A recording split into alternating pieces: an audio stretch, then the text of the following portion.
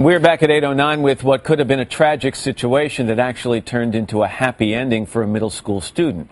NBC's Lilia Luciano has details on this. Lilia, good morning. Good morning to you, Matt. What happened to 12-year-old Kylie Shea isn't something most parents would think was even possible. Walking the halls of her school, she suddenly collapsed. And without the quick thinking of two teachers and a life-saving device, she might not be here today. Until September 26, Kylie Shea seemed to be a perfectly healthy 7th grader. But as she walked the halls of Moss Middle School in a Dallas suburb, she suddenly felt short of breath. I sat down and I fell over, and then I don't remember anything from that. Kylie collapsed to the ground and passed out, as seen on this surveillance footage. Her frightened classmates alerted gym teacher Kristen Goodgen, who rushed to find Kylie wasn't breathing and was turning blue. The 12-year-old's heart had stopped. Right away, I knew I had to get help. Fellow gym teacher Brent Reese arrived and immediately started CPR. Goodgen rushed to grab an automatic external defibrillator, a device used in dire medical emergencies to jumpstart the heart. In the video, both teachers are seen desperately trying to save young Kylie. It's amazing, the panic, and you see the situation. It's an emergency. With the help of the defibrillator, the teacher stabilized Kylie until a first responder team arrived. She was then airlifted to Children's Medical Center. If it wasn't for this machine and for what they did, our daughter still may be with her today, but she wouldn't be the Kylie we know. Doctors determined Kylie had an undetected heart condition and implanted her with a pacemaker. They say her survival is nothing short of a miracle. Survival from somebody who collapses outside the hospital for a child is around 3%. Not very many. But in Kylie's case, two heroic teachers and a machine required in Texas public schools made all the difference. They had a hand in a miracle, and it's just thank you. I just wanted to say something simple like thank you.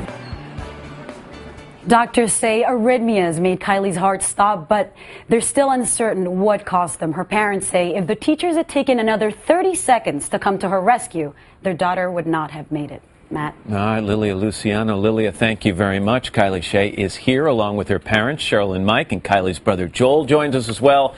And I think we should call them the heroes in this story, Brent Reese and Kristen Goodgen. Nice to see you both. How are you feeling, first of all?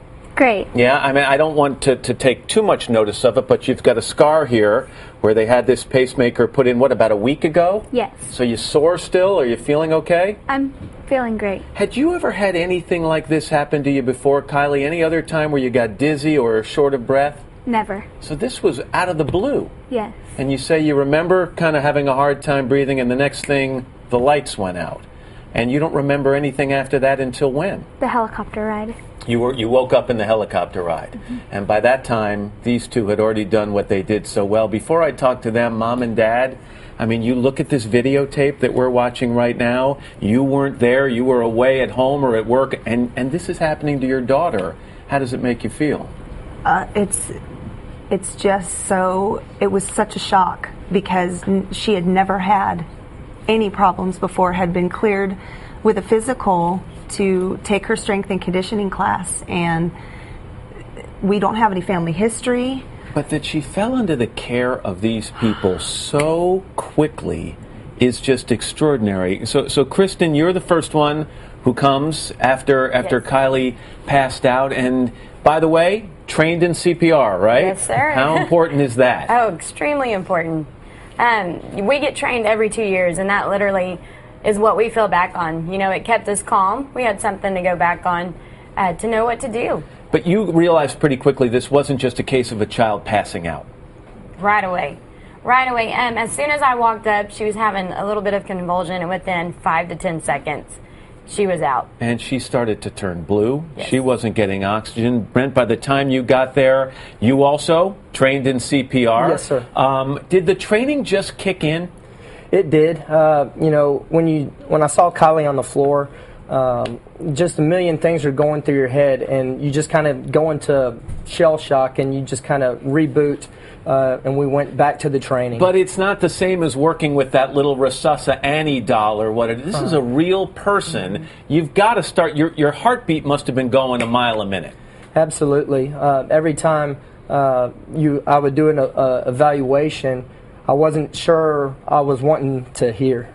And then you get out, you got that AED, the automatic external defibrillator, and that thing, once you get it on, it kind of walks you through and talks you through the procedure, right? Yes, it does. It talked us through it, and one of the craziest things is it told us to shock, and we both looked at each other in shock, like, is this really what we need to do right now? Because it was evaluating based on the signals it was getting from Kylie, or not getting. Yes. It was evaluating her situation. Right. And so you got nervous when you applied that first shock that if her heart was actually beating, you could kill her.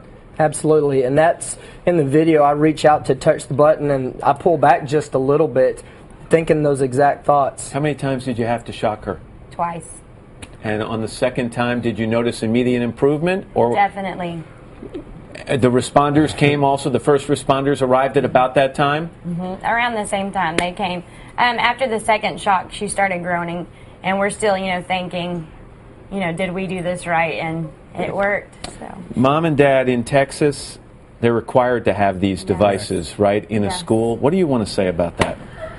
I think it should be a nationwide mandate. I think every state should be required to have these in schools and public places. And Dad, what about a nationwide requirement to have Kristen and Brent in every school across the country as well? Agreed. They're stuck with us. We're family, yes. I can imagine. You live through something like this, you get very close. Kylie, we are so happy that you're okay.